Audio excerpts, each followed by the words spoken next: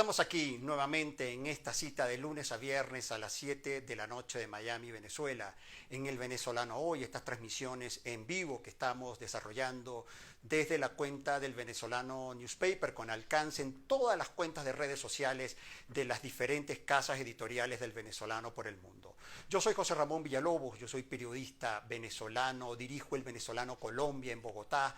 Hoy tendremos la oportunidad de conversar con el doctor Diego Arrias, economista, político, diplomático, ex embajador de Venezuela ante la Organización de las Naciones Unidas, de manera que hoy vamos a tener la oportunidad de conversar con el doctor Arrias sobre distintos temas y tópicos de interés sobre lo que está ocurriendo en Venezuela. Ya le damos la bienvenida a todos quienes se están conectando a esta hora para esta transmisión en vivo del Venezolano Hoy.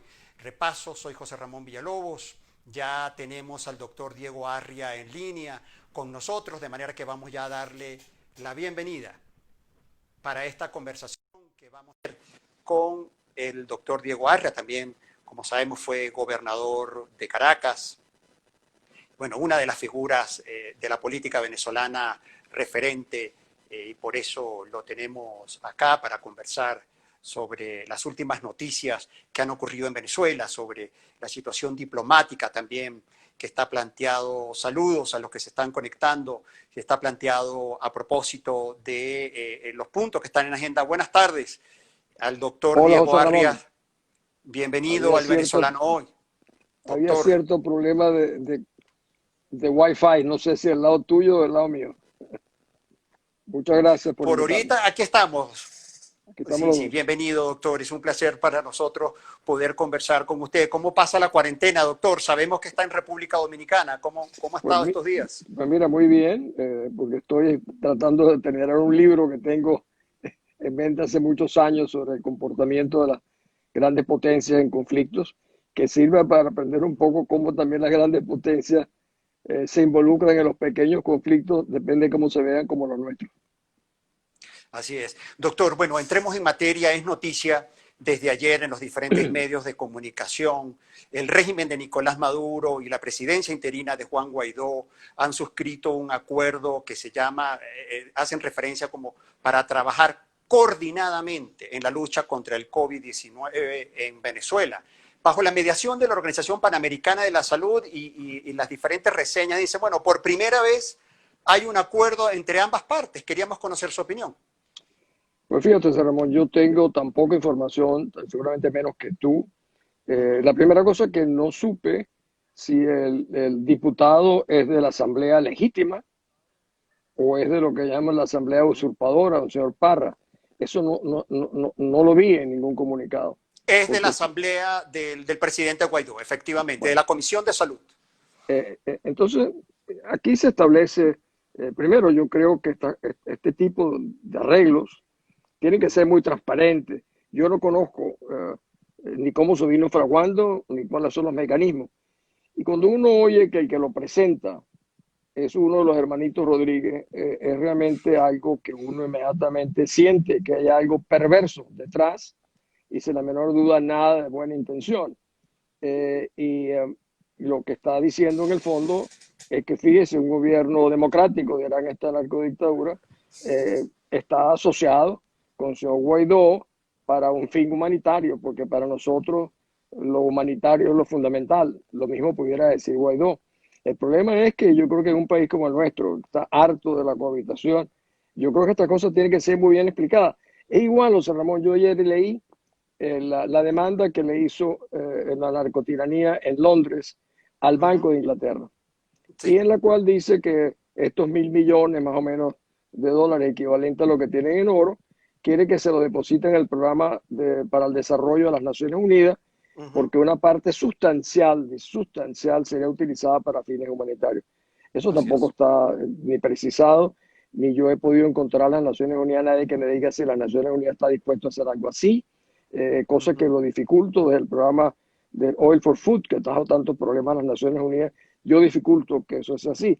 O sea, este es un régimen que no se le puede creer nada. Por eso yo creo que el que tiene que salir a explicarlo bien tiene que ser el gobierno interino del presidente Guaidó.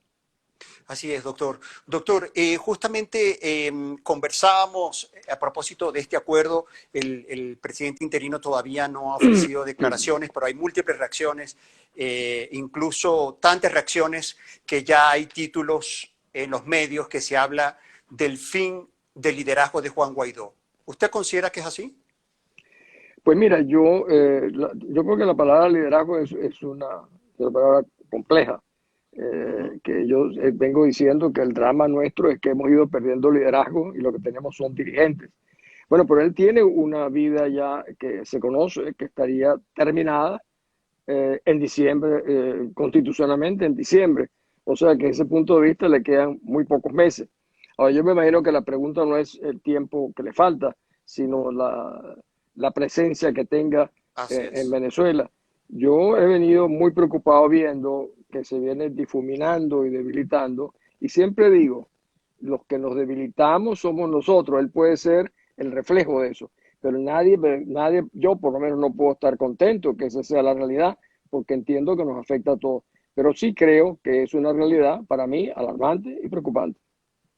Doctor, a propósito de lo que estamos conversando, según sus criterios políticos, ¿cuáles serían las decisiones y definiciones que debería tomar la oposición venezolana para propiciar una transición democrática en Venezuela? Mira, cuando uno está afuera, como estoy yo, obligado por una orden de arresto, inmediatamente saltan otros. Bueno, muy fácil decir de afuera. No, no es nada Sí, de fácil decir de afuera, porque nosotros no estamos voluntariamente en el exterior y sería un derecho absoluto. Y para mí entrar a la vida pública no ha sido gratuito. Yo así he, es. he pagado costos muy altos por decir lo que tengo que decir.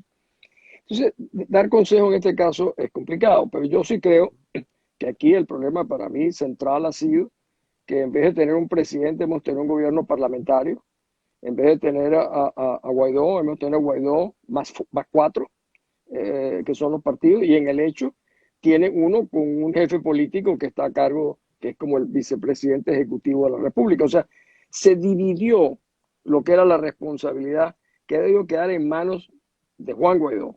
Lo dije el primer día, lo sigo manteniendo, y creo que cuando él permitió esto de crear un gobierno colegiado por partidos que incluso están enfrentados en sí mismos, no nos dan la fuerza, no nos dan la unidad que deberíamos tener. Entonces, dar consejos de afuera, Ramón, no creo que sea Sí. el caso.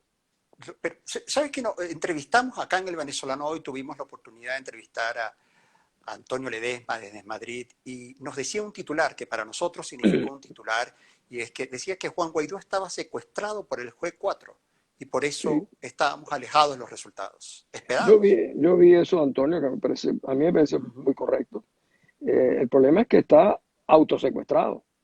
porque no creo que lo estén obligando con un revólver ni con un rifle. O sea, él ha aceptado esa situación. Yo por eso una vez le dije, mire, dije en un video, usted ya pasó a la historia. El problema es que tiene que ver cómo va a quedar la historia. Y si usted queda subordinado a cuatro partidos y a su jefe político, no pasará la historia bien. Pero te vuelvo a repetir, el problema no es para mí, no es que él pase bien, el problema es que la pasamos mal nosotros. El Todos. fracaso de Guaidó es un fracaso en este momento de todos nosotros. Entonces, por ejemplo, ponemos a tu pregunta inicial, cosas como esta hay que aclararlas.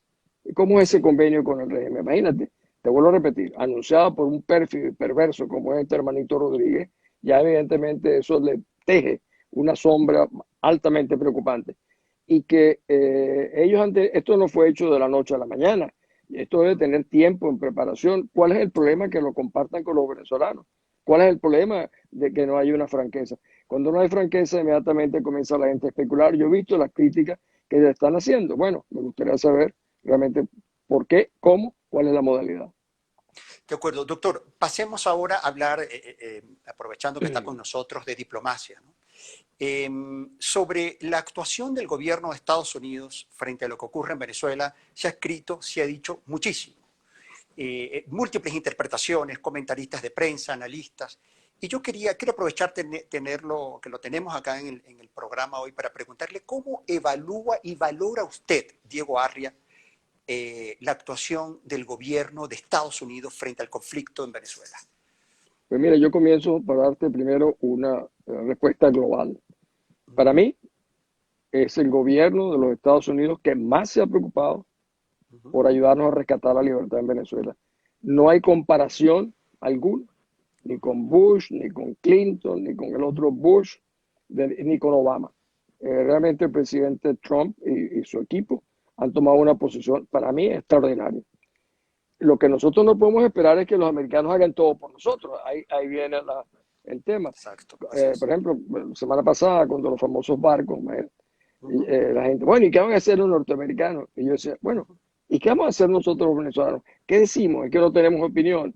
Yo creo que los Estados Unidos, como todo país que está afuera, yo lo dije en una oportunidad, estuvieron viendo el problema de Venezuela con los interlocutores equivocados. ¿Por qué digo que eran equivocados? Ujú. Porque la visual previa de que los partidos políticos eran la voz de los venezolanos, lamentablemente ya no es el caso. Si fuese así sería maravilloso, pero no es. Entonces, Sí, cuando tú escoges a cuatro partidos que no representan, sino un porcentaje limitado de la población, que están enfrentados, que tienen altas críticas por muchísimos temas, como tú y yo lo sabemos, sí. eso no le da representatividad para ser interlocutores válidos de que los Estados Unidos realmente sepan, por ejemplo, que el 23 de febrero habían problemas, no, nunca se enteraron, o que el 30 de abril los sorprendamos, o que salga una operación tan rara como esa que en un momento dado se pensó hacer, de los que incursionaron casi en Curiaras. Ese tipo de cosas, evidentemente, yo creo que tiene que ir forzando a nuestros amigos en el exterior para comenzar a revisar cómo se comportan. Yo creo que deben ampliar la base de Ujú. representatividad del país. No lo han querido hacer, yo he repetido varias veces y lamento insistir de que han sido muy sectarios, pero incluso en un solo grupo político. Y yo creo que los principales perjudicados al final, los primeros, han sido ellos mismos, porque han restado a un porcentaje importante de la población que le ha podido ser sumamente importante en momentos cruciales para el país. Sí, Así lo veo. doctor, sí, doctor, y justo se señala entonces que el gobierno de Estados Unidos con la participación de Trump no ha dado tampoco los resultados esperados, ¿no? Y a propósito de eso lo decía, se lo comentaba en la conversación previa que tuvimos, que es jefe, el ex jefe de antinarcóticos de Estados Unidos, diplomático, el doctor William Brownfield, decía, bueno, pero no espere la posición venezolana que Estados Unidos venga a buscar la salida, o sea, ¿qué expectativas se está poniendo concretamente en el gobierno de Estados Unidos? Usted leyó esas declaraciones, incluso Sí, una periodista le preguntaba al diplomático Brownfield, le decía, pero es que la gente cree que se piensa que con la activación del TIAR entonces se está replicando la misma situación cuando Noriega, que van a venir unos militares armados por Macuto y van a llegar. Entonces, usted leyó esas declaraciones y me gustaría sí. conocer su apreciación. El embajador Brownfield es un gran conocedor de la realidad Sí, venezolana. Yo creo que fue uno de los embajadores más así importantes que ha es, tenido los Estados Unidos en Venezuela así y creo que es. también en Colombia. Ujú. Pero él tiene una manera muy particular de expresar opiniones que a veces tienen un humor negro, pero lo que él Así es, dice es verdad. Lo dice a su estilo, el estilo Brownfield, pero lo está así diciendo es. correctamente. Y yo creo que nosotros tenemos que decir que nos ayuden muy bien, pero también tenemos que saber qué es lo que nosotros queremos como país. Porque si tú no le dices, por ejemplo, a las fuerzas militares venezolanas, oye, yo los veo a ustedes en determinada función, la visión que yo tengo de las Fuerzas Armadas es esta, las Ujú. oportunidades que van a tener son tales y cuales, igual que la juventud, como yo los veo. No es ese el plan país, no. ¿Cuál es una visión concreta de cómo sería una nueva oportunidad para refundar la República? ¿O simplemente quieren vete tú para ponerme yo, que es un poco lo que suena, porque cuando yo oigo la palabra transición, Sí. cohabitación, oye, aquí no puede haber sino un desalojo, si no hay un quiebre del Ujú. sistema, no puede haber una transición. Transición hay en una república democrática, pero ¿cómo haber una transición cuando tú estás tratando de salir de una narcotiranía? Si tú realmente quieres refundar la república y rescatar la libertad, no puede haber una transición en cohabitación. Por lo menos yo lo encuentro absolutamente inaceptable.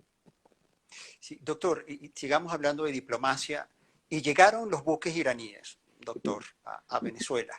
Después de tantas idas y vueltas, opiniones, bloqueos, no, incluso declaraciones del gobierno de Estados Unidos en relación con esto. Entonces, la relación Irán-Venezuela. Incluso conversábamos en estos días con un grupo de periodistas y decíamos, pareciera que la pandemia ha desvirtuado y ha dejado en agendas secundarias realmente lo que significa la relación de Venezuela con Irán, ¿no? Se habla que representa un riesgo para la seguridad y la paz de la región. Y pareciera que no hubiese conciencia o al menos poca información o análisis al respecto, o repercusión en la región. ¿Usted qué opina sobre esto? Pues mira, yo creo que uno de los aspectos más preocupantes que hoy en día tenemos en nuestro horizonte es la participación de Irán en Venezuela. Curiosamente, José Ramón, yo diría hace como 10 años, yo di una charla en Washington a los organismos de inteligencia y yo le decía, yo sé que Irán no tiene misiles de largo alcance para llegar a los Estados Unidos, pero Irán está montando fábricas de tractores en Venezuela y desde Venezuela la costa norteamericana está muy cerca.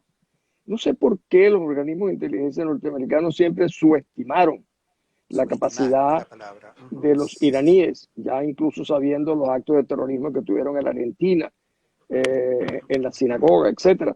A pesar de eso, nunca se le puso que teníamos 2 vuelos semanales a Teherán, donde no aceptaban pasajeros para allá, sino los que venían, que nos estaban convirtiendo en un triángulo de las Bermudas, donde habían iraníes con pasaportes venezolanos.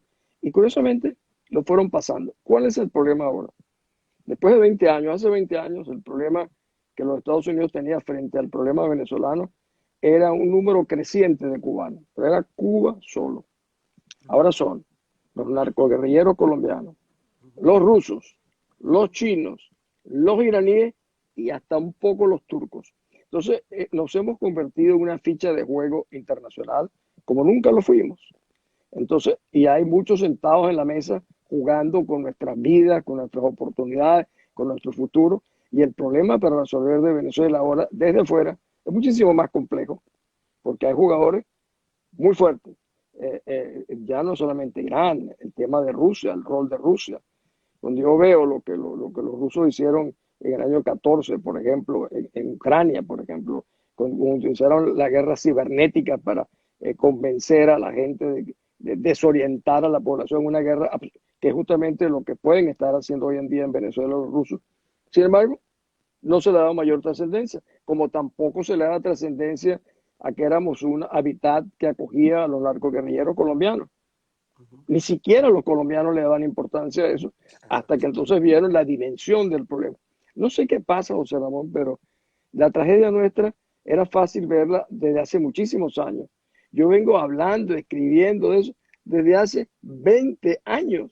Y se me dice, no, aquí no va a pasar eso porque nosotros no somos cubanos, porque pensamos que éramos mejores nosotros. Y hemos resultado todo lo contrario. Entonces y los propios estados, los mecanismos de inteligencia también norteamericanos, han estado también cambiando todos los diplomáticos norteamericanos en Venezuela con una frecuencia tremenda. Llegaba una persona, estaba 6 meses y se iba. No llegaron realmente a conocer a la Venezuela, no a la Venezuela profunda, como decía De Gaulle, pero sí conocer a un grupo de gente que vaya más allá de los partidos políticos, en las academias, en las universidades, en el empresariado. Eso ha faltado para realmente entender qué somos, qué queremos, cómo nos comportamos y cuánto estamos dispuestos a hacer por rescatar la libertad.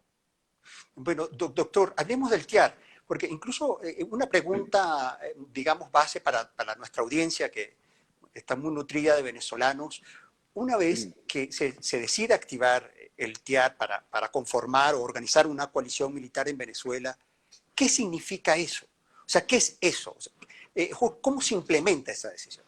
Cero. eh, Esta es una modalidad que se ha tratado de desempolvar. Sí. Yo vengo diciendo, José Ramón, y te lo voy a decir a ti, la comunidad internacional, para los efectos nuestros, se resume en una sola palabra, los Estados Unidos. No hay ningún país que esté dispuesto a levantar un dedo por nosotros fuera de los Estados Unidos. Y todavía no lo han levantado, pero han hecho todos los movimientos. Nosotros no podemos esperar, por ejemplo, que sería que Brasil y Colombia, que son países fronterizos, lo cual les da una ventaja, pero una desventaja Sí, tremendamente en conflictos, tremenda. participen. Entonces, el Grupo de Lima pues, está muy quedado. Yo he visto cómo están maltratando a los venezolanos en el Perú, por cierto. Yo creo que el gobierno interino, lo primero que tendría que hacer una carta al presidente del Perú, decirle, mire, ¿cómo es posible que tenga esa desconsideración, maltrato por nuestra gente que está allá?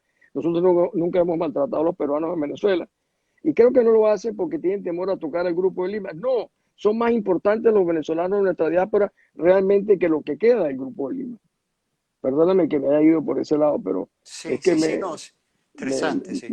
estábamos en la primera parte cuando Si yo estamos mismo, justamente con el diario, usted me hizo una señal de que cero, sí, que sí, efectivamente los bueno, países, el único país, mira, para que haya una fuerza multinacional, tendría que pasar cosas realmente de un nivel superlativo en Venezuela. superlativo, Que, sí. que los rusos pusieran misiles en Venezuela, que los chinos hicieran algo parecido, que los iraníes movilizaran más a la gente de los grupos terroristas que tienen en el mundo y los mudaran a Venezuela.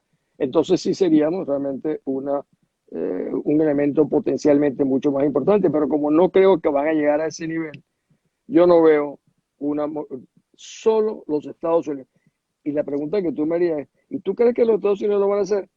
Pues Ajá. mira, las probabilidades yo creo es posible, pero las probabilidades yo las veo hoy en día bajas. Y más aún, en un momento electoral de los Estados Unidos. Electoral, Y yo así me es. pongo a pensar, si el presidente Trump pierde las elecciones, yo por cierto tengo uno, cuando me preguntan, bueno, ¿usted qué piensa de Trump? Yo digo, Ujú. tengo una visión unidimensional de Trump. ¿Y cuál es? Venezuela. A mí me interesa de lo que él haga por mi país. Eso, por supuesto, no lo toco de ninguna manera, porque creo que si Trump sale del poder, yo creo que va para ser para nosotros muy cuesta arriba hacerlo, Cuesta porque arriba. ya el candidato demócrata ya ha avanzado en su posición, muy parecida a la de Obama, que fue complaciente, acomodaticia, nada menos con Cuba, que es, como dicen en las Naciones Unidas, la potencia ocupante de Venezuela. O sea que Sí, no es muy optimista la visión. sí, esperemos entonces esas elecciones presidenciales, mucha expectativa en relación con eso. Doctor, escuchándolo, recordé una conversación, una vez incluso me precisaron que Venezuela no tiene dolientes, no hay países en el fondo que lo quieran ayudar, como si Venezuela no es un país sino un negocio. Es decir, Ese que era un Venezuela mega. es un negocio. Pero mira, no es solamente que no nos quieran a nosotros. Si tú le preguntas a una persona que está, por decirte, en el campo donde está mi finca, un Sí. obrero, oye, ¿qué te parece lo terrible que está pasando en Nicaragua? Nicaragua, mira, Ujú. problemas tenemos aquí. O en Bolivia, mira, no me hables de Bolivia. Y eso hoy en día. Yo me recuerdo cuando yo estaba en las Naciones Unidas que defendía a los musulmanes en Bosnia. La gente de izquierda en Venezuela me decían que qué hacía yo preocupándome por los musulmanes en Bosnia, que eso era muy lejos, que eso no tiene nada que ver con nosotros. Y ese, los derechos humanos no tienen ni color ni frontera. O sea, Así y es. eso era cuando estábamos bien. Entonces, la gente tiene un sentido muy limitado de su responsabilidad y yo lo entiendo perfectamente. Y en este momento más, tú no le puedes pedir a los venezolanos que salgan a las plazas a correr, a demostrar cuando no hay gasolina, cuando no hay agua, cuando hay luz, cuando hay comida, etcétera, es pedirles demasiado. Entonces, ¿qué le vas a Sí. pedir a los que están fuera? Algunos sí nos ven como un negocio. Ayer vi en el Consejo de Seguridad a la representante de San Vincent and the Grenadines Ujú. como una fanática, porque San Vincent casi fue comprado por el gobierno de Chávez en su momento, atacando a los Estados Unidos y al programa de asistencia humanitaria y defendiendo como una loca a la narcodictadura de Maduro. Bueno, usted ha hecho una excelente introducción para la próxima pregunta, doctor. ¿Qué precio estamos dispuestos a pagar los venezolanos por recuperar la democracia? Qué broma, ¿por qué me haces esa pregunta? No, Porque se la hago, doctor. fíjate Se que la hago. yo he hablado muchísimo sobre eso. Yo siempre digo que, y lo reflexiono siempre, si nosotros no llegamos a una conclusión, ¿cuánto estamos dispuestos a pagar? Si es verdad que estamos dispuestos a pagar. ¿Y Exactamente. cuánto estamos dispuestos a pagar? Ya tú verás que muchos padres no quieren, no dirían que sus hijos vayan a las protestas, por ejemplo, porque es un precio muy alto. Entonces, Sí, así de los que es. van quedando en el país, ¿qué qué precio están dispuestos a pagar. Yo tengo un ejemplo que voy a aprovechar tu pregunta, que son Sí, las firmas para excluir a Venezuela al régimen de la narcotiranía del Consejo de sí, los Derechos Humanos de las Naciones Unidas. sí, sí, lo vi. Eso toma 30 segundos firmarlo. Tú puedes poner que tu firma sea anónima. Oye, llevamos 140.000 firmas en 6 meses. Sacar al narco tirano del Consejo de Derechos Humanos. Sin embargo, hay una campaña paralela que tiene, no Y, sé, 2 semanas para que regrese DirecTV, que por supuesto es un caso imposible porque como es una sí, sí. compañía norteamericana, está vetada por la sanción. Oye, ya tiene como 80.000. Yo entiendo que la gente quiera tener recreación, pero también, ¿por qué no le dan ninguna importancia a sacar? Entonces, no, eso es perder tiempo. Le digo, oye, que perder un minuto de tu vida es así tan preciosa que lo tienes ocupado, que no puedes perder. Eso te indica a ti que hay una falta de amor real, generalizada, por lo que significa el rescate de la libertad. Y si tú no estás dispuesto a pagar ese precio, José Ramón, no creo que estés dispuesto a pagar mucho más por el resto de lo que te queda por tu libertad. Sí, A mí me sí, parece esto terrible, te lo digo, mira, sí, con sí, sí. mucho dolor. Yo me imaginé, y sobre todo los que están fuera de Venezuela, que no pueden temer en lista ni por el estilo, tenemos 4 o 5 millones de venezolanos, oye, que les parezca que es perder el tiempo. Bueno, y va a pasar algo. Claro, uno nunca sabe si va a pasar algo. Eso no Sí, importa. Son compromisos que tú tomas. Primero, con tu conciencia, con los valores que que el país tiene para ti, y si tú realmente amas y quieres la libertad. Esa es una pregunta, José Ramón, que los sí, venezolanos creo que no en general. Yo voy a comenzar a distinguir entre los venezolanos y la dirigencia. Hay dos cosas muy distintas. Yo creo que le sí, sí, estamos exigiendo cosas a los venezolanos exageradas y le estamos pidiendo muy poco a la dirigencia. En el fondo, cuando yo vengo hablando de venezolanos, me refiero a la dirigencia que han monopolizado la representación de los venezolanos y no asumen como tendrían que asumir determinadas responsabilidades. A eso me refiero. sí. Yo creo que esta pregunta vamos a hacerla, le propongo que hagamos un debate con periodistas del venezolano y la participación de nuestra audiencia, porque es una pregunta que no se construye la respuesta con facilidad, ese precio que estamos dispuestos a pagar los Fíjate, venezolanos por yo tengo recuperar. un ejemplo, por ejemplo, Sí. ¿tú crees que cuando yo estaba en Venezuela, en Ujú. mi finca, tú crees que eso no tenía un costo? Yo estaba, llevar a Chávez a La Haya, ¿tú crees que no tendría un costo para mí? Oye, mi mujer en esa época me decía, pero tú no te das cuenta de que te pueden quitar la finca. Me acuerdo que me decía, saca los cuadros que tienes ahí. Yo decía, no, porque yo saco un par de zapatos que estoy dejando, levantando la bandera de mi tierra, no lo voy a hacer. Pero yo sabía perfectamente que eso tenía un costo y estaba dispuesto a pagarlo y lo pagué. O sea, a mí no me pueden decir que yo no sé lo que significa pagar. Yo sí sé lo que significa porque yo también, yo viví en libertad, que es lo que Sí, un problema con la nueva generación es que nunca vivieron en verdadera libertad. así es. Y Chávez y Maduro le han dicho que todo el pasado era un desastre. No, hubo cosas pésimas, pero nosotros vivíamos en democracia, en libertad. Y esos valores son los que me hacen a mí día y noche estar en esta causa por el rescate de la libertad, ante la cual nunca cederé. Sí, doctor. Tengo que aprovecharlo en su momento, quizás una noticia ya que fue en octubre de 2019, pero entonces, victoria diplomática para el régimen de Nicolás Maduro, que logra ocupar un puesto en el Consejo de Derechos Humanos de las Naciones Unidas. Esta mañana, una venezolana, su hijo estuvo detenido por el régimen por publicar en redes sociales. Decía, ¿qué esperar ahora? Cuando ya Venezuela está ocupando ese puesto. Fíjate, o sea, por segunda vez, Ujú, es la segunda vez. ujú, En la primera yo fui a Ginebra, he hablado, ujú, participado, pero ujú. no se le puso importancia, llegó por segunda vez. Y ahora que tenemos la oportunidad de levantar firmas, yo quiero 1 millón de firmas. ¿Para qué? ¿Se garantiza? No, no se garantiza nada, pero es muy distinto tú Sí, presentarte a la Asamblea General de las Naciones Unidas y decir que tiene 1 millón de firmas para sacar un narco tirano que presentarte ujú. con el mismo número de firmas que los venezolanos quieren DirecTV. Y sabe ustedes, ponen igual rango el DirecTV que el rescate de la libertad de Venezuela, algo está mal con ustedes. Sí, Tú me has dicho algo un poco antes, cuando empezamos a sí, conversar, sí, que por qué no había caído. ¿Era eso? Tú me decías. Sí, sí, ya vamos allá, doctor, pero Ok. veo que nos están escribiendo y le agradecemos a todos los que están conectados en el Venezolano Hoy con esta interesante conversación con el doctor Diego Arria. El link, doctor, ¿cómo firman? La gente está preguntando, ¿cómo llegan a firmar? Por favor, doctor. Bueno, en esta cosa de Instagram que yo estoy, Diego Vargas, donde dice el bio, la cabeza de uno, si tú haces un clic allí, sale, Ajá, se llama change.org, ¿no? sí, ajá, Pero ahí está. De todas maneras, luego te lo voy a dar a ti para que tú lo pongas también. Pero para compartir. está en mi bio de Instagram. Y está, óyeme, en Twitter, está por todos lados. Hemos hecho, la última que, fíjate, Carolina Herrera, por ejemplo, que es Ujú, una extraordinaria artista venezolana. sí, Bueno, sí, sí, claro. tuvo miles de seguidores. Fíjate, ella tiene negocios en muchos lugares del mundo que le pudiera hacer daño y lo firmó. Hizo un video, como nuestra amiga Sabache.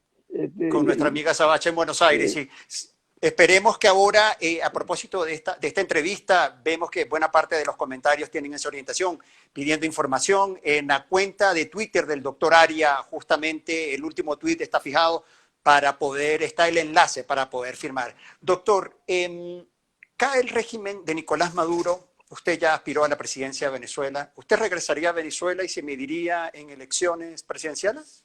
Mira, yo soy el primero en regresar a Venezuela, pero no necesariamente para eso.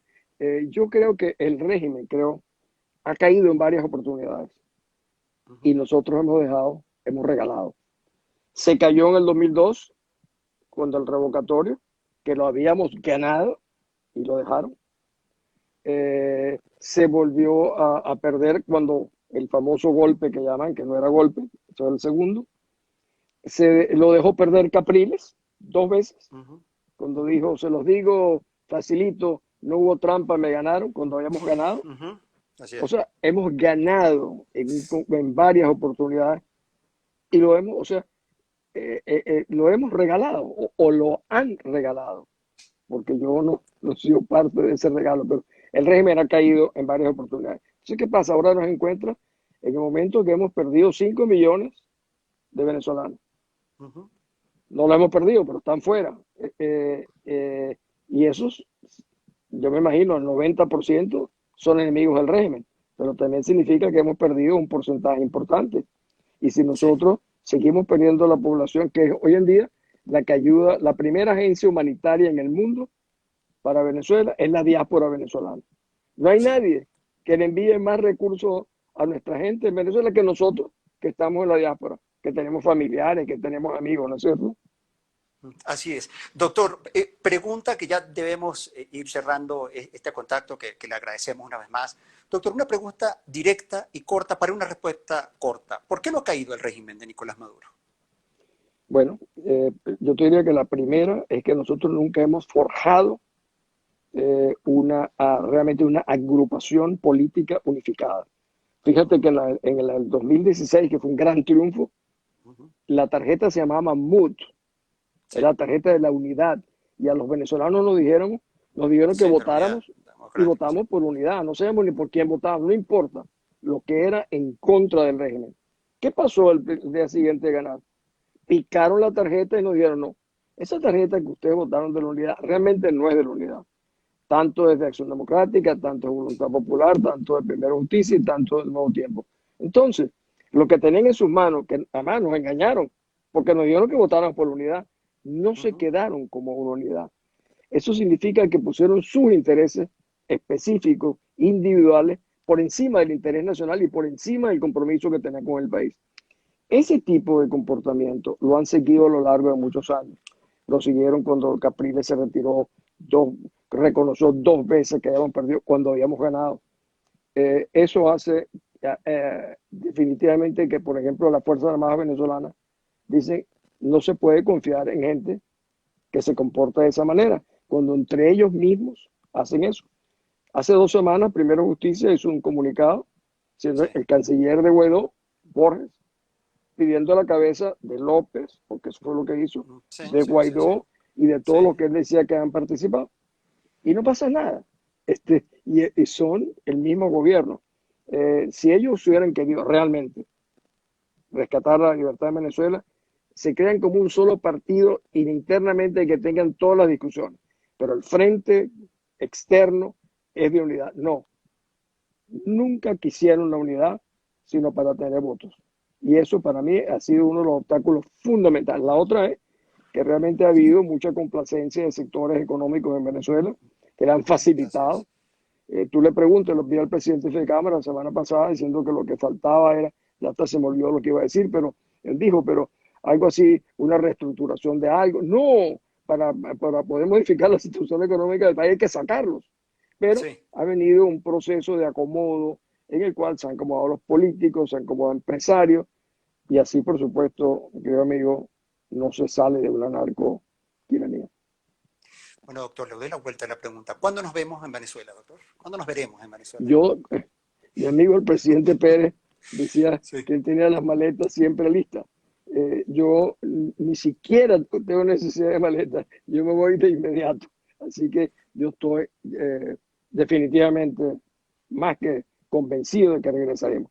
Mi gran preocupación es en cuánto tiempo, porque los que negocian, José Ramón, tienen un sentido del tiempo muy distinto al que tenemos los que sufrimos el problema. Así Esa es la es. Unión Europea, bueno, volvemos a conversar dentro de 2 meses, las Naciones Unidas no pueden decir 6 meses.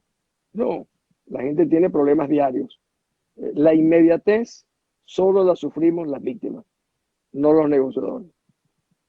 Sí, doctor, lamentablemente se ha terminado el tiempo de esta transmisión en vivo. Usted en República Dominicana, yo desde Bogotá, en nombre del Grupo Editorial Venezolano, especialmente de nuestro CEO Osvaldo Muñoz, que por allí también está conectado. No, es mi Queremos amigo, agradecerle, su ese es mi viejo amigo. amigo Maracucho, con ese, me das un Somos abrazo, maracucho.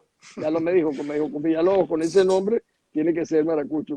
Así es, así es. Bueno, doctor, muchísimas gracias. Seguimos en No, contacto. lo he Espero siga disfrutado bien. mucho, lo disfruté Hasta mucho. luego. Muchísimas gracias. Muchas gracias. Hasta luego, doctor.